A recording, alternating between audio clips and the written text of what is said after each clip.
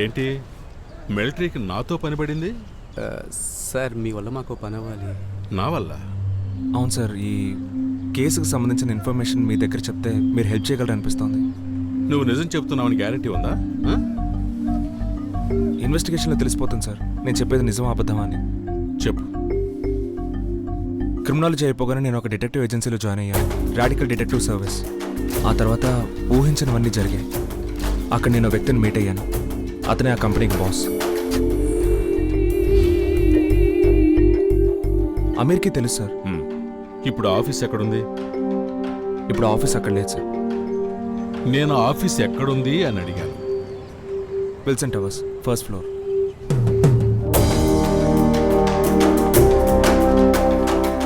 So ఇదే నన్ను చెప్పిన డిటెక్టివ్ ఏజెన్సీ? సార్ ఇటుపక్క మూసారు సార్, ఎంట్రన్స్ అటుపక్క ఉంది.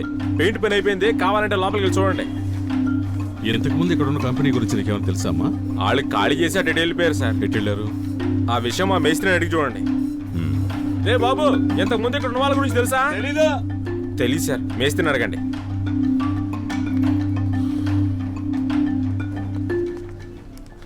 సార్ ఒకసారి లోపలికి వెళ్ళి చూద్దామంటారా? లోపలేం దొరకదు వేణు. ఫ్రాడ్ ఏజెన్సీలు ఇలా మాటి మాటికి షిఫ్ట్ అవటం కొత్త ఏం కాదు. ముంబైలోను పూణేలోను ఇలాంటి ఫ్రాడ్ ఏజెన్సీల మీద కొన్ని వందల కేసులు ఉన్నాయి. ఇక్కడ ఇలాంటి ఏజెన్సీ స్టార్ట్ చేయడానికి లైసెన్స్, స్ట్రిక్ట్ మెషర్స్ అంటూ ఏమీ లేదు. కానీ కొన్ని ఏజెన్సీలు మాత్రం పర్ఫెక్ట్గా పనిచేస్తున్నాయి, బట్ చాలా వరకు తప్పుగానే పనిచేస్తున్నాయి. For example money extracting, blackmailing ఇలాంటివి ఎక్కువగా చేస్తుంటారు. కానీ ఈ కేసు అటువంటిది కాదు. ఈ బిల్డింగ్లో ఎక్కడా కూడా కెమెరా మానిటరింగ్ అంటూ లేదు. కాంప్లెక్స్కి పార్కింగ్ లెక్చర్ లేదు. అసలు ఈ కంపెనీకి సంబంధించి ఎటువంటి ప్రాపర్ ఎవిడెన్స్ లేవు. సో ఈ కేసులు తోడితే మనం తెలుసుకోవలసినవి చాలా విషయాలుంటాయి. మనం ఒక్కోసారి అక్కర్లేదనుకునే ఒక చిన్న విషయం ఆ కేసుకే ఎంతో ముఖ్యమైన ఎవిడెన్స్ కావచ్చు. చాలా చాలా చిన్న విషయం, అది ఏముందిలే అని అనుకొని ఉండొచ్చు, నాతో చెప్పకుండా మర్చిపోయి ఉండొచ్చు.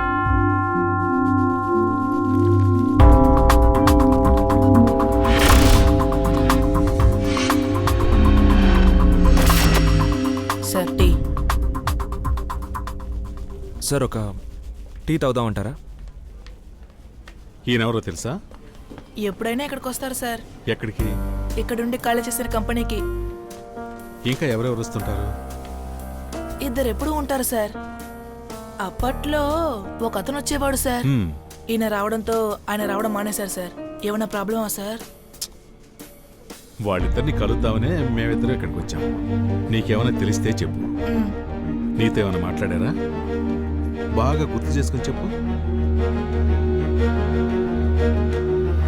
మన కన్సల్టెంట్ మిస్టర్ వల్లభని కలవాల్సి ఉంటుంది. వాళ్ళల్లో వాళ్ళే ఏదైనా మాట్లాడుకుని ఉండొచ్చు. వీకెండ్ కాల్ చేయండి. మాల్టో ఎంత అయింది బాబు? 10 రూపాయలు సార్. తీసుకో, ఇంకెళ్ళు. ఉంటాను సార్. ఈ ఆఫీస్ గురించి ఈజీగా ఎంక్వైరీలు పెట్టేయచ్చు. చూడు, ముందు నీకంటూ ఒక సెల్ ఫోన్ కొనుక్కోవేను. బాగా ఆలోచించు. నీకేదైనా స్ట్రైక్ అయితే నాకు ఫోన్ చేసి చెప్పు. సార్ నేను ఇక్కడికి వచ్చినప్పుడు మిస్టర్ వల్లభ అనే వ్యక్తిని నేను మీట్ అవ్వాలని మా ఎండీ గారు చెప్పేవారు. బట్ నాకు ఆ పేరు మాత్రమే తెలుసు, ఎప్పుడూ మీట్ అవ్వలేదు. ఒకవేళ ఆ పిల్లోడు చెప్పినట్టు నేను జాయిన్ అయిన తర్వాత అతను రాలేదేమో. బట్ వేరే ఇన్ఫర్మేషన్స్ ఏవి నాకు తెలియలేదు సార్.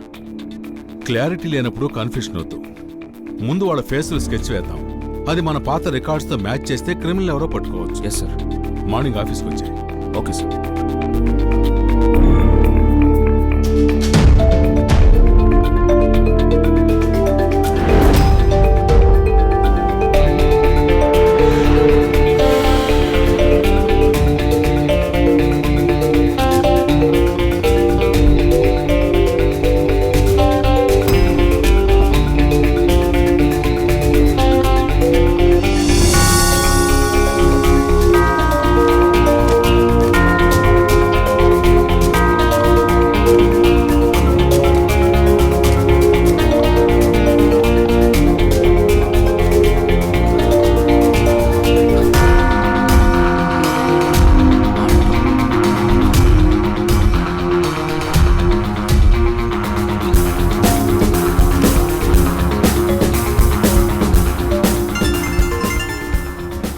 హలో, ఈ నంబర్ నుంచి కాల్ వచ్చింది. దిలీప్, నేను వేణుని మాట్లాడుతున్నాను. వేణు, నువ్వు ఇచ్చిన ఆ 2 నంబర్స్ డీటెయిల్స్ ఇంకా నాకు దొరకలేదు. ఆ, లేట్ చేయకుండా ఇంకా ఏదైనా సోర్స్ ఉంటే వెతుకు.